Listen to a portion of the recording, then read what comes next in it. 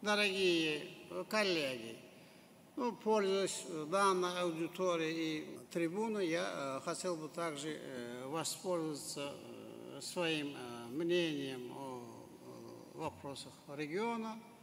То есть, уважаемые участники конференции, в ходе нынешнего форума вам предстоит рассмотреть широкий комплекс вопросов, связанных с укреплением и развитием добрососедского сотрудничества между государствами как Центральной и Южной Азии. Реализация в этой связи крупномасштабных и долгосрочных экономических проектов в таких важных сферах, как энергетика, транспорт, коммуникации, инфраструктуры и ряде других областей. Безусловно, выполнение этих задач возможно в условиях мира, взаимного доверия, уважения друг к другу, стабильности. И все эти факторы являются решающим в деле обеспечения устойчивого развития наших регионов.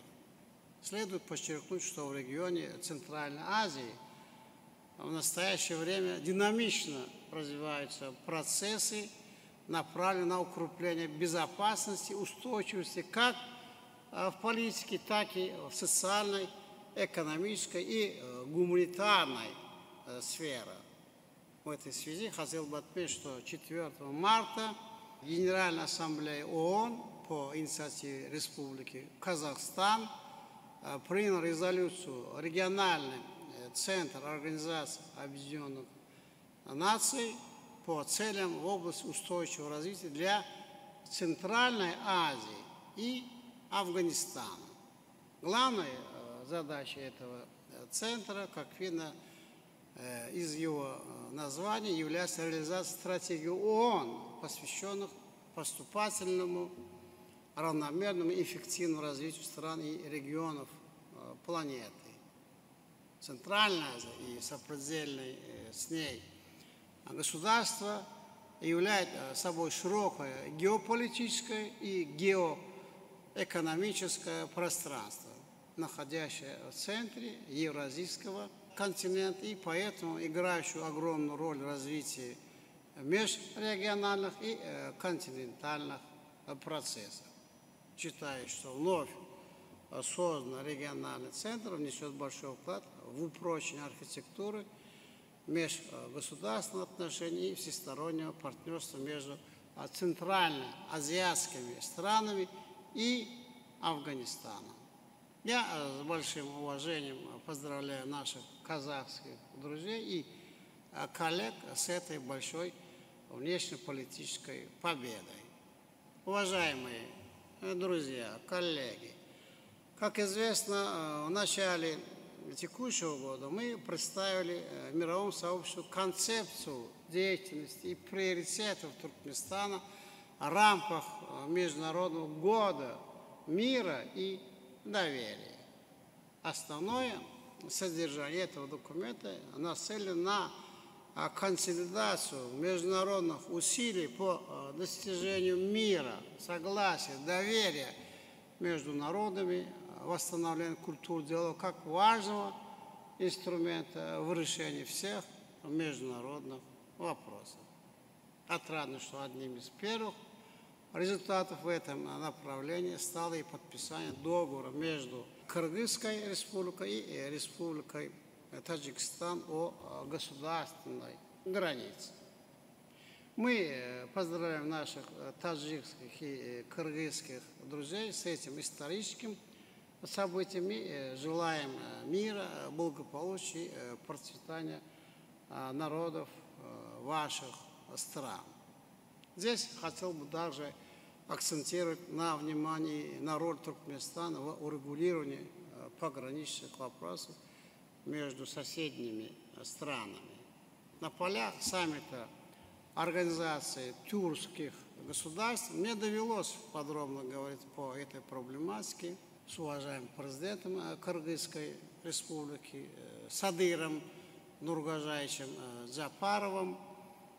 Также я обсуждал и эту тему в ходе моих встреч с уважаемым президентом Республики Таджикистан Имамали Шариповичем Рахмоном.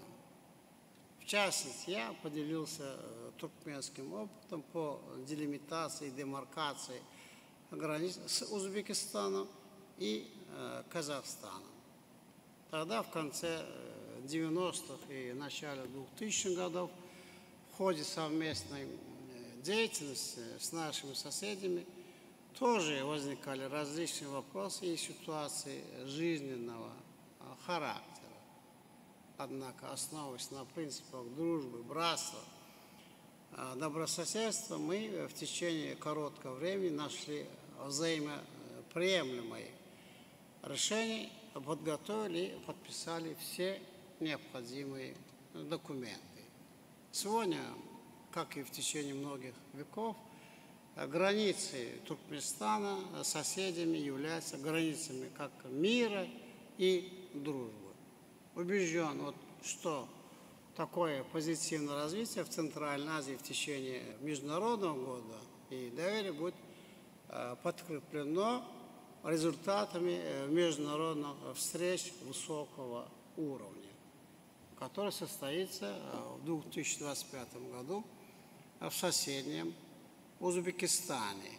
В ближайшие два месяца в Самарканде как раз-таки состоятся саммиты Центральная Азия, Европейский Союз и Центральная Азия, страны залива.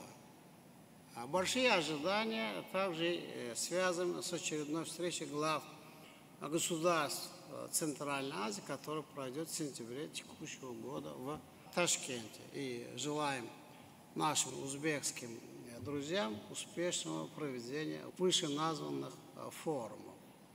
Уважаемые участники конференции, как видно, вышеупомянутые примеры и факты свидетельствуют об эффективном взаимодействии государств нашего региона.